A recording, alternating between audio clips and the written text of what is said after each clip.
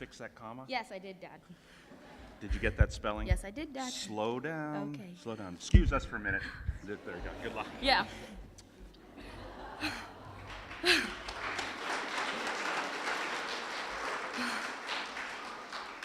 All right, now, as Mr. Conklin has just told you, my name is Katie Conklin, and if you don't already know, we're sort of related. My chapel today will be about what I've learned from my favorite books, The Complete Tales of Winnie the Pooh and The House at Pooh Corner. Now, I know this may seem a little silly, seeing as I am a 14-year-old girl, and these particular stories by A.A. Milne were technically written for children about the fictitious lives and adventures of his son's stuffed animals. However, I do not think I've ever learned more valuable lessons than through these books and their characters. I thought long and hard about what I wanted to do for my chapel. I had numerous ideas, but none of them managed to stick to me the way this one did. In fact, nothing I've ever learned has stuck to me the way these lessons have. Since I was a very little girl, I've been read these stories about the little old bear stuffed with fluff and had a childhood in which he was featured multiple times. I can't tell you everything I learned from this book, but I promise to tell you the most important lessons I have gathered. A.A. Milne was a British author who was known for his stories about the famous teddy bear, Winnie the Pooh, and other poems he had written. He created the 100-Acre Woods, the home of his many characters, for his son, Christopher Robin.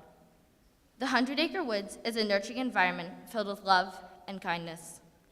It is a place where everyone is treated like family, whether they are grumpy, silly, young, overprotective, timid, crazy, or anything else. The characters that create these stories are spectacular. Now, as I mentioned a moment ago, I would like to share these lessons with you. The first lesson is, you can't just stay in one corner of the forest and wait for something to come to you. This is said to Eeyore, a dismal donkey who has nothing but complaints.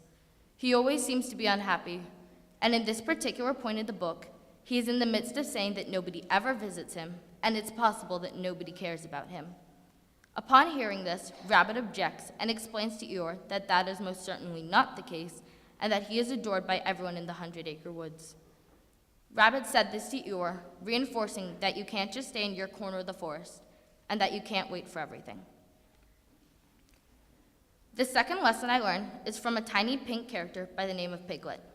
He says, "It is hard to be brave when you're only a very small animal." Being a very small animal is a recurring theme for Piglet. It is something he is not totally enthused about, and in fact is a fear of his. His anxieties are immediately quelled by his friends, who tell him that his size is not what makes him who he is. Piglet begins to use what he considers his disadvantages to his advantage by turning it around for himself in a secret mission with Rabbit and Pooh, where being small is a good thing. He realized you have to turn your weaknesses into your strengths. The next conversation between Christopher Robin and Pooh brings me to my third lesson.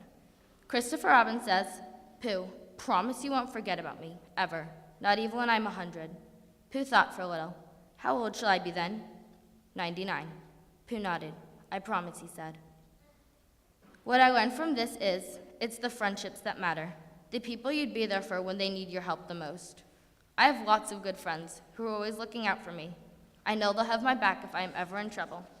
I can ask them for help with homework, advice on social issues, or anything else. They'd be there for me, and I'd be there for them. This quote regarding the wisdom of Owl leads me to my next lesson. These notices had been written by Christopher Robin, who was the only one in the forest who could spell. For Owl, wise though he was in many ways, able to spell, read, and write his own name, Wool, yet somehow went all to pieces over delicate words like measles and buttered toast. Owl seems to know what he's talking about most of the time, because he can see the big picture, even though he can't actually spell. Nobody knows he can't spell because they themselves cannot, and I'm not even sure Owl knows that he can't spell, but as A.A. Milne tells us, there are some things you just cannot do. And when you cross paths with these things that you simply can't do, don't put too much focus on it. There have been too many occasions where I spend hours fretting over something that has to happen, and in the end, it goes far better than I expected it would. It could be something like taking a test, singing a solo, or playing on a sports team. To put it simply, you should not worry over the little stuff. Another thing I learned is that the wonderful thing about tigers is that they like everything. The bouncing tiger, Tigger, arrives in the middle of the night at Pooh's door. Tigger may be my favorite character in all of the stories, and I can't pinpoint a specific reason as to why. Around the time when I would have been in classes with Mrs. Norris, I woke up one morning and announced to my father that Tigger was too bouncy. I'm not sure exactly what I was thinking, because it's possible I wasn't thinking at all. I don't believe there's any logic behind my saying that, because it's not that he's too bouncy, it's that he's extremely enthusiastic. Tigger taught me that a little enthusiasm never hurt anyone. My favorite part of the entire book is also the saddest, seeing as it is the conclusion. After many lovely stories of Winnie the Pooh and Christopher Robin's adventures, the animals come to the subtle discovery that Christopher Robin is growing up, and nobody quite knows why it has to be this way. Christopher Robin and Pooh begin to set off to an enchanted place in the 100-acre woods known as Galleon's Lap. On the way there, they have a discussion about what Pooh likes best. As you may already know, Pooh loves honey. And as he was thinking about what he likes best, Pooh realizes that what he likes best is not the moment when he eats the honey, but the moment right before.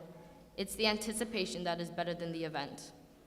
I feel this sense of anticipation before I get to see my friends after a really long break, or during tech week leading up to the musical, or the moment before I have to take my position on the soccer field. It's a feeling that I love.